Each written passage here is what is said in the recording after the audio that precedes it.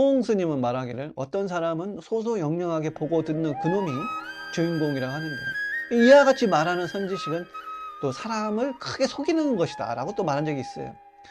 만약 이놈이 주인공이라면 잠이 들어서 꿈도 없고 생각이 없을 때 어째서 소소영령하게 목격하지 않는가? 잠이 들었을 때 없어지는 주인공이면 어찌 생사를 데려갈 수 있겠는가?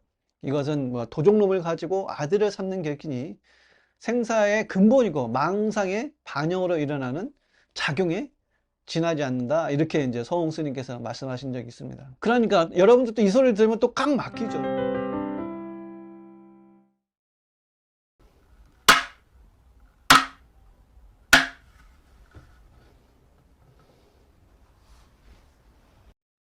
안녕하십니까. 바부다 자무입니다. 반갑습니다. 좋은 인연입니다. 하택 신의 선사가 이런 말을 한 적이 있습니다. 내가 말하는 자선은 생각에 물들지 않는 것, 그것이 바로 자이며 본성을 보는 것, 그것이 바로 선인 것이다. 그러므로 나는 자선 방법을 설명한다든지 마음의 움직임을 그쳐서 선정에 들어가라고 하지 않는다. 여러분, 이 말의 핵심은 뭘까요? 첫째, 생각을 부정하지 않는다. 둘째, 마음의 흐름, 마음의 움직임을 애써서 멈추려 하지 않는다는 겁니다. 생각이라는 것은, 생각은 늘 인연 따라서 저절로 일어나는 것임을 인정한다면 생각은 막을 수 없고, 막으려는 그 마음 자체가 생각이기에 생각에 생각을 더하는 꼴이라서, 다만 생각이 일어나도 물들지 않는 것이 중요하다는 거죠. 생각은 늘 일어납니다. 여러분이 심장이 저절로 뛰고 있듯이 허파는 저절로 숨을 쉬고 있고, 음식을 먹으면 이장은 저절로 운동하면서 똥과 오줌을 배설합니다. 그렇듯이 이 뇌 역시, 의식 역시 바람이 불면은 파도가 일어나듯 생각은 저절로 일어나는 것이다. 대상의 경계에 따라 마음이 저절로 움직입니다. 여러분이 잠들지 않는 이상은 이것은 계속 작동합니다. 그렇지 않습니까? 그러나 잠들어 있어도 거기에 뭔가가 있어서 다시 인연이 일어나면은 깨어납니다.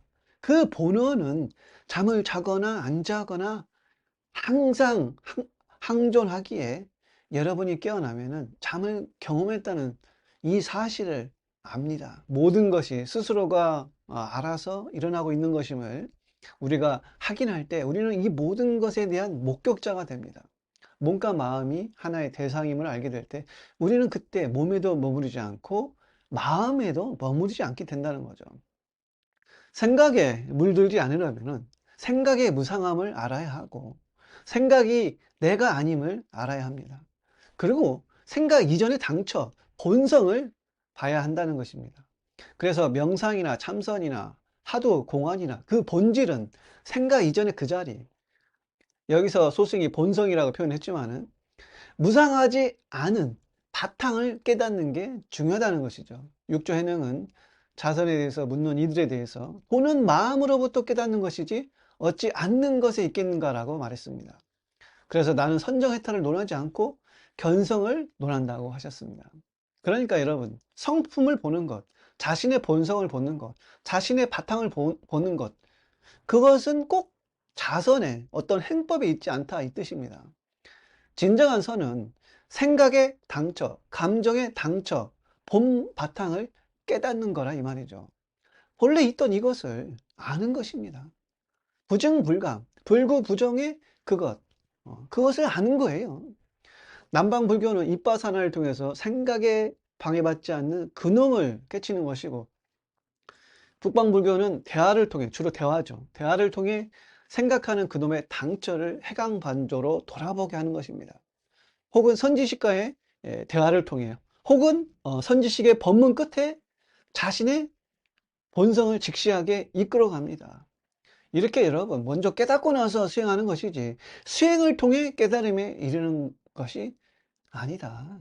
일반적으로 우리들은 먼저 닦아야 깨달음이 오는 거라고 생각하는데 그게 아니라 이거죠. 예, 늘 깨달아 있는 이 사실을 먼저 깨달아서 닦아가는 겁니다. 닦음은 이 깨달음의 사실을 심화시켜서 잊지 않는 거예요. 그동안 길들여져 왔던, 우리가 그동안 길들여져 왔던 게 뭐예요? 분별망상 아닙니까? 분별망상의 이 힘을 약화시키는 거죠. 시부두의 소처럼 길들여 가는 겁니다. 예. 그래서 깨침없이 수행에 매달리면은 무명만 증폭되고 맙니다. 잡다한 수행에 허송세월하게 됩니다. 깨달음은 수행에 관계없이 지금 여기에 주어져 있습니다. 그것은 얻어지는 것이 아닙니다. 이미 지금 여기에 완벽하게 구현되어 있습니다. 어디 도망가지 않았어요. 본래 있던 이것을 단지 그 사실을 기억하기 위해 하두도 들고 지금 여러분들이 소승의 이 법문도 듣고 하는 것이거든요. 하두란 게 뭐예요? 하두는 하두를 통해서 생각을 잘라내고 잘라내다가 혹은 뭐 선지식의 법문을 듣다가 그 본바탕이 확연히 드러나는 순간 문득 깨어나게 되는 것이거든요.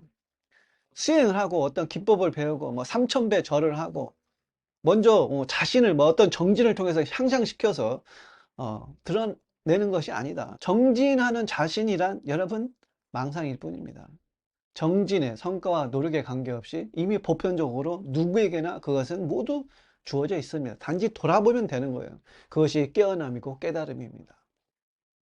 옛 조사들은 늘 있는, 지금 있는 이것을 보게 하기 위해서 제자들의 생각이 꽉 막히게 항상 또 묻고 물어서 그 본바탕을 깨치게끔 하는 거거든요. 그래서 때로는 몽둥이를 들기도 하고 이렇게 외치기도 하는 겁니다. 이 선불교의 전통은 육조 해능 조사 때 꽃을 활짝 피우죠.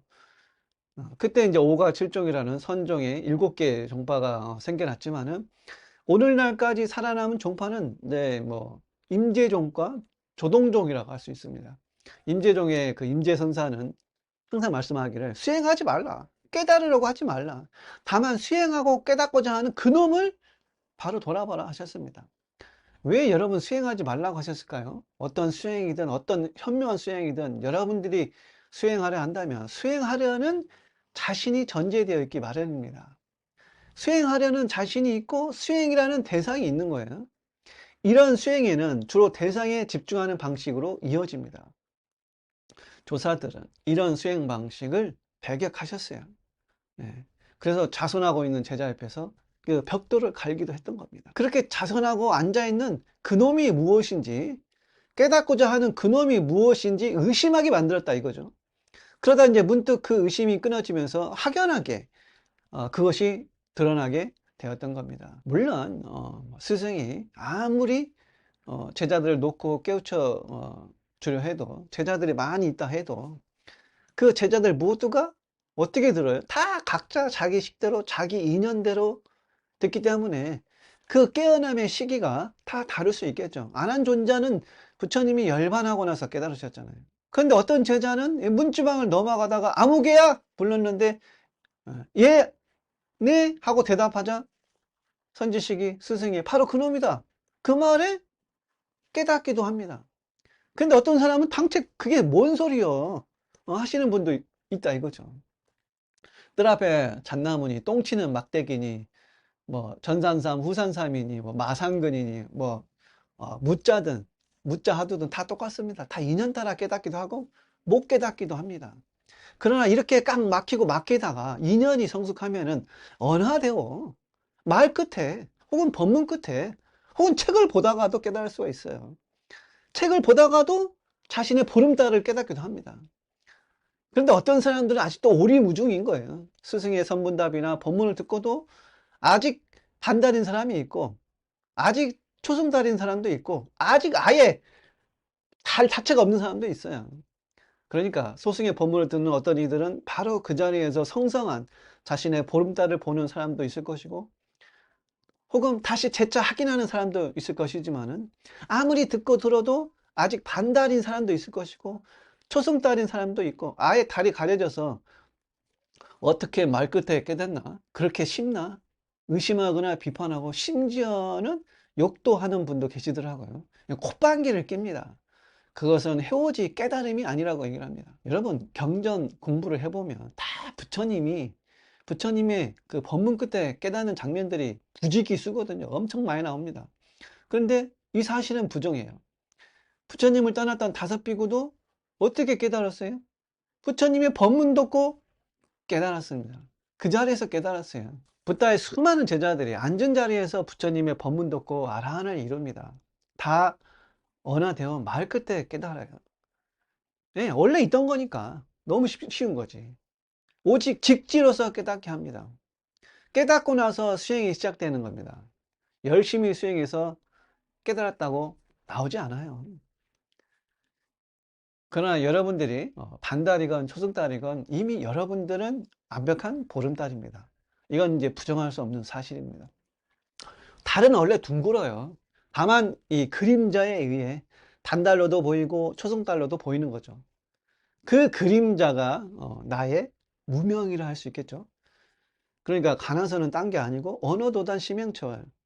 언어가 끊어지고 마음자리가, 그러니까 생각의 당처, 생각의 공백을 만들어서 그 바탕을 보게 하는 겁니다. 인재종의 전통이 바로 이제 이런 맥을 갖고 있고, 한국 선불교도 마찬가지죠.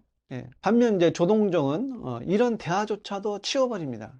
생각이 내가 아니라는 것, 스스로가 이미 바탕이라는 것, 이미 모든 것은 깨달은 상태라는 겁니다. 그 사실을 굳게 믿습니다.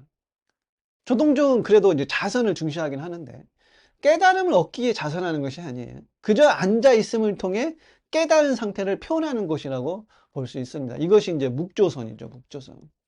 그래서 조동종의 수행자들은 일단 앉아 있는데, 들숨과 날숨을 통해서 뭐 호흡을, 뭐 출입 십년경에 나오는 그 호흡을 가하는 것도 아니고, 하두를 드는 것도 아니고, 신수신법 등 사념처 수행의 간법을 하는 것도 아닙니다. 그저 아무것도 하지 않은 채로 단지 그저 있으면 앉아 있습니다. 깨닫고자 하고 앉으면 이미 주객이 갈리는 수행이라 유의법이라는 거죠. 예. 그래서 조동종의 자선은 그저 앉아 있음입니다. 후학도 소승도 가끔 합니다. 깨달음도 필요 없고 깨닫지 못한 나도 필요 없습니다. 이렇게 그냥 앉고 모든 것을 방치하고 방치하는 그 마음조차, 그러니까 방치한 그 마음조차 놓고 있으면 어느 순간 모든 것의 바탕이 드러나는 때가 오게 된다는 것이죠.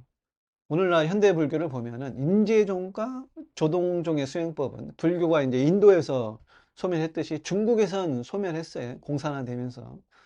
지금은 거의 기복 불교로 많이 빠졌죠. 근데 그 조동종과 임재종의 전통이 한국과 일본을 통해서 전해지고 있습니다. 한국 선불교는 동북아시아의 유일한, 아니 전 세계의 유일한 종주국이라 할 수 있죠. 그런데 이제 일본에서는 하두를 드는 수행보다 지간타자를 하는 조동종이 더 활발합니다. 자, 여하튼 풀법은 이미 완성되어져 있고, 여러분이 할 일은 무언가를 향해 나아가는 것이 아니라 언제나 이 자리였음을 기억해내는 일입니다. 자신의 성품을 보려고 노력할 필요가 없는 겁니다. 성품을 보려 하는 그것 자체가 이미 성품임을 확연하게 깨치면 된다. 예? 듣고 있는 그 당처를 바로 알아보면 됩니다. 쉴 새 없이 깨달음 쫓아서 여기저기 기웃거리나 수행할 필요가 없는 거예요. 호흡을 간하고 연부를 하고 진호를 하고 선정을 닦는 것이 아니라 그것을 하고 있는 자기 자신의 당처를 바로 지금 이 자리에서 알아보는 겁니다. 이 자리에서 알아보고 그때 수행이 시작되는 거예요. 예. 여러분, 어떤 수행자들은 깨달음을 얻기 위해서 지금 없는 그 무언가를 얻기 위해서 호흡을 간하고 정교한 각종 명상 기법으로 마음을 모으고, 어떤 사람은 하루 한 끼 먹고, 뭐 솔잎을 먹고 등등의 여러 수행 기법들을 행합니다. 당연히 이제 그렇게 하다 보면은 여러분 여러 신비 현상들이 일어납니다. 그런데 사실은 이 뇌에 마음의 한각도 많아요. 자신의 호흡을 의도적으로 조작하면 뇌가 착각하게 되면서 여러 한각을 혹은 한청을 보여줍니다. 이상한 소리가 들려요. 그런데 이걸 어떤 특별한 경지라고 생각하면서 주화인마에 빠지게 되는 거죠. 마의 속으로 들어가는 경우가 많습니다. 소승이 그랬어요. 예. 물론 쿤달리나 대주천이다, 소주천이다, 뭐 이런 기술을 통해 가지고 일어나는 어떤 진짜 체험도 있겠죠. 뭔가 깨닫는 것 같은, 그러나 그것은 다 체험일 뿐입니다. 사라집니다. 그런데 자기가 사라지는 이 무아 체험, 이것에 매료되면은 진정한 자신이 당초는 알아보지 못하고 이런 체험이 계속되어야 초월적인 변화를 이루고 뭔가가 된다는 오해를 해요. 세상에는 그 뭘 봤다, 뭐 신을 만났다, 미래를 봤다, 전생을 봤다 등등 뭐 요런 얘기를 하는 사람들이 아주 많습니다. 그런데 그렇게 말하는 그 사람들 대부분은 아상이 강합니다. 자신만의 그 체험을 특별하게 생각하면서 스스로 도취돼요. 심지어는 자신이 메시아라고 생각하는 사람도 많아요. 미륵보살이라고 혹은 예수라고 성자 흉내를 내기도 합니다. 여러분, 진정한 깨달음은 깨달을 내가 없다는 이 내가 사라지는 거예요. 나라는 관념에서 놓아지는 겁니다. 그런데 나를 내세워서 나라는 건물 위에 수많은 경험과 신비 체험을 쌓아 올려가지고 나를 화려하게 장식하는 이런 사람들이 얼마나 많습니까? 근데 그게 본질이 아니에요. 예. 나는 이런 수행을 했다. 나는 하루 한 끼를 먹었다. 나는 잠을 안 잤다. 나는 장자부라 수행을 했다. 나는 어디 들어가가지고 3년 동안 나오질 않았다. 이 나라는 아상은 쓰잘데기 없는 관념의 찌꺼기예요. 온갖 신통을 부린다 해도 갈 길이 먼 사람입니다. 여전히 생각과 자신의 체험에 구속되어 있는 사람입니다. 그리고 실상은 자신도 알아요. 자신은 아직 깨치지 못했다는 것을 자신이 압니다. 그런데 어떤 체험과 수행 경력을 더 사람들 앞에 내세워서 자기 자신을 속이면서 대중을 속이려고 현혹하는 거죠. 자, 여러분, 이런 자신이, 이런 아상, 아집이 우리들 모두에게도 있습니다. 사실 남을 볼 건 아니에요. 우리 자신이 먼저 주의를 해야 됩니다. 자, 여러분, 지금부터 자신을 대상회에서 한번 그럼 관찰해 봅시다. 고요하게 마음을 모으고 자신이 누구인지 한번 정의해 보자 이거죠. 지금 스스로 자기라고 느끼는 그것을 알아보자는 거죠. 내가 없다는 그 무아를 확실히 알아야 아상이 높아지지 않습니다. 먼저 육체적인 내가 있겠죠. 자신을 한번 정의해 보세요. 나는 몇 살이고 키는 몇이고 남자고 여자고 혹은 김씨고 이씨이고 몸무게는 몇이고 대학교는 어디를 나왔고 고향은 어디고 부모는 누구이고 나의 개인적인 취미는 무엇이고 이런 식으로 자신을 한번 묘사해 보세요. 요즘 뭐 전문 사람들 많이 하는 MBTI 그런 것도 있잖아요.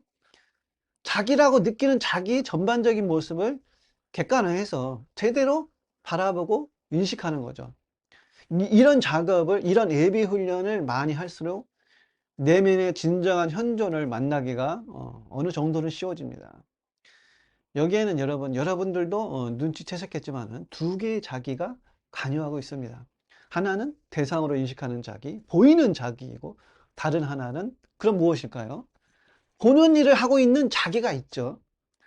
관찰자로서의 자기, 주시자로서의 자기가 있습니다. 그렇지 않습니까? 이 자기가 보고 듣고 느끼는 일을 하지만 그런데 이 자기를 우리는 보거나 듣거나 느낄 수는 없습니다. 잡을 수가 없어요. 예. 혓바닥이 자신을 맛볼 수 없는 것처럼 이 자기는 순수한 주체, 순수하게 보는 자기이지 대상이나 어떤 것으로 볼 수 없습니다. 그러니까 생각을 할 수가 없어요. 생각 이전의 자리입니다. 이 보는 자를 찾으려 해도 우리는 결국 다른 것들을 보게 됩니다. 나는 보여줄 수 있는 존재가 아니고 순수하게 보는 자 그 자체입니다. 그 안에 나란 것이 없어요. 여러분이 영상을 통해서 소승을 보지만 이 죽비 소리를 듣지만 보는 감각이 있지만 여러분은 감각이 아니다. 소리를 듣고 있지만 소리가 아닙니다. 소승의 법문을 듣고 생각하고 있지만 여러분은 생각이 아닙니다. 수행은 생각을 제거하는 것이 아니라 스스로가 생각이 아님을 깨달아서 아는 것이다 이거죠. 이것이 곧 이제 앞서 하택 신혜가 얘기했듯 생각이 물들지 않는 자기를 알 때 생각은 비로소 생각대로 두게 됩니다. 자, 여러분이 대상에 머물지 않고 순수하게 보는 자, 주시자, 관찰자로 머물 때는 이 있음에 자정할 때는 눈에 보이는 것, 그러니까 미식이 출중한 여인이 나타나고 정말 잘생긴 훈남이 내 앞에 있어도 혹은 부처나 예수가 있어도 관세음보살이 있어도 여러분이 이 순수한 보는 자로 있으면 대상에 걸림이 없어요. 꿀리지 않습니다. 그냥 있는 그대로 보게 돼요. 그 대상을 특정한 대상으로 보게 되지 않습니다. 다시 말해서 생각이나 판단이 들어가지 않아요. 그냥 보는 것입니다. 산을 보지만 산이 아니고 예수를 보지만 예수가 아니고 중생을 보지만 중생이 아니에요. 붓다를 보지만 붓다가 아닌 겁니다. 이름과 모양을 떠나 있어요. 여러분은 그저 순수히 보는 자가 됩니다.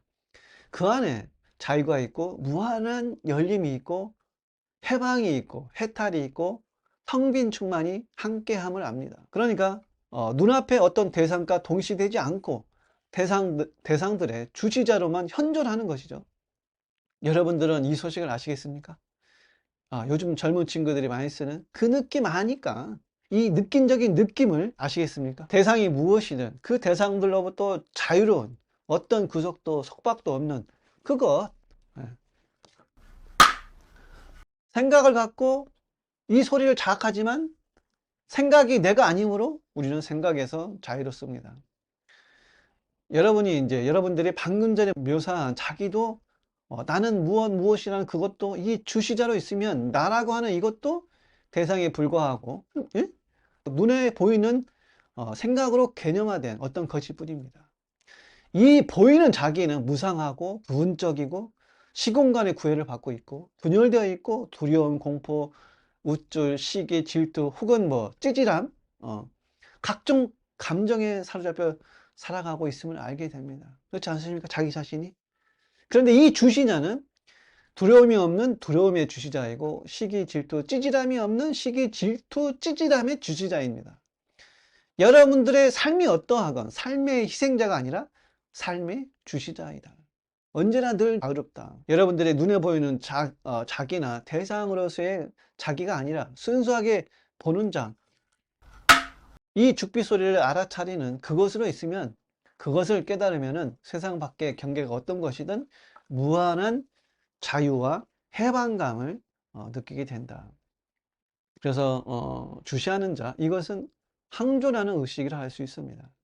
그러니까 나란 것이 없이 존재하는 무아이기에 이것도 아니고 저것도 아닙니다. 그러나 이렇게 이제 아무것도 아니기에 모든 것이죠. 강대하게 열린 상태예요. 사실 우리는 언제나, 여러분들이나 소승이나 이 존재를 사실은 우리는 언제나 지속적으로 경험하고 있습니다. 하루 종일 지속적으로 경험하는 그 자기는 어디서 얻어온 것도 가져온 것도 아니잖아요. 누가 가져갈 수도 없고 잃어버릴 수도 없습니다. 애부적인 모든 인생사를 경험하는 그 자기는 떠나지 않고 지금 여기 언제나 있다는 얘기죠. 그렇지 않습니까? 이것은 여러분의 전생 이전에도 있었고 천년 전, 만년 전에도 있었습니다. 이것은 시간의 흐름에 걸려들지 않기 때문에 과거, 현재, 미래를 깨뚫습니다. 소승이 이제 계속 지금 여기라고 하는데, 지금 여기란 과거와 미래의 중간인 지금 여기가 아니고 과거, 현재, 미래를 깨뚫는 겁니다. 함께 있는 거예요. 과거, 미래, 현재가 없어요. 그 자리는. 여러분 한번 어렸을 때 생각해 보세요. 첫사랑을 머릿속에 그려보시라 이거죠. 피자를 한번 머릿속에 그려보든가. 과거에 그런 생각들은 지금 어디에서 펼쳐집니까? 과거에서 펼쳐지나요? 지금 여기에서 펼쳐지잖아요. 기억이 지금 이 순간 나타나서 펼쳐집니다. 미래에 대한 어떤 생각도 미래에 펼쳐지는 것이 아니라 지금 여기에서 본성의 바다에서 의식에서 펼쳐지고 있습니다. 그래서 우리는 항상 지금 여기에 있는 거예요. 딴 데 있는 게 아니다 이거죠. 양자역학을 얘기한 그 슈레딩거의 그 고양이라고 유명하잖아요. 슈레딩거는 현재는 끝이 없는 유일한 것이라 했습니다. 지금의 순간이 지금 또 계속 펼쳐지기 때문에 정말로 존재하는 것은 지금의 순간뿐이라는 거예요. 우리는 이것을 시시각각 0.1초도 떨어지지 않고 늘 경험하고 있습니다. 이 본성 체험은 영속적입니다. 지금 이 순간 계속 현현합니다. 지금 죽빛 소리를 듣잖아요. 듣고 있는 그것은 죽빛 소리가 있기 이전에도 있었고 죽빛 소리가 사라져도 계속 있지 않습니까? 죽빛 소리가 있기 이전도 경험하고 있고 죽빛 소리가 일어난 그 당화도 경험하고 있고 죽빛 소리가 사라진 그 자리도 지금 경험하고 있습니다. 여러분들은 이것을 즉각적으로 지금 자각하고 있습니까? 알아차림이 일어나는 당처가 현존되어지십니까? 이건 여러분들이 깨닫고 못 깨닫고에 상관없이 모자름 없이 이미 존재하고 있습니다. 부처님이 이제 자등명이라고 하셨잖아요. 자등명이란 뭐예요? 자신을 등불로 삼으라 이 말이잖아요. 이게 스스로 빛나고 있는 이것을 보라 이 말입니다. 간자재 보살이라고 하잖아요. 간자재 보살. 내 안에 스스로 자재로운 스스로 존재하고 있는 이것을, 그 보살성을 보라 이 말이죠. 이것이 모든 생명의 근본 바탕이다. 예. 모든 것을 주시하는 그것이지만 어떤 것과도 동시되지 않는 그 자리입니다. 그것은 열린 공간으로 존재합니다. 누군가는 이것을 태어남도 멸함도 없는 것이라고 얘기하고, 더러움도 깨끗함도 없는, 부처도 중생도 없는 자리라고 얘기합니다. 누군가는 이것은 영원히 상주하여 사라지지 않는 것이라고 얘기하고, 상주론이죠. 힌두교는 또 브라만이라고 얘기하고, 불교는 무아나 공이라 얘기하기도 합니다. 또 노자는 억지로 이름져서 그것을 도라 얘기합니다. 유가는 하늘이라고 얘기하고, 또 철학에서는 이것을 제1원인이다 이런 말을 쓰기도 합니다.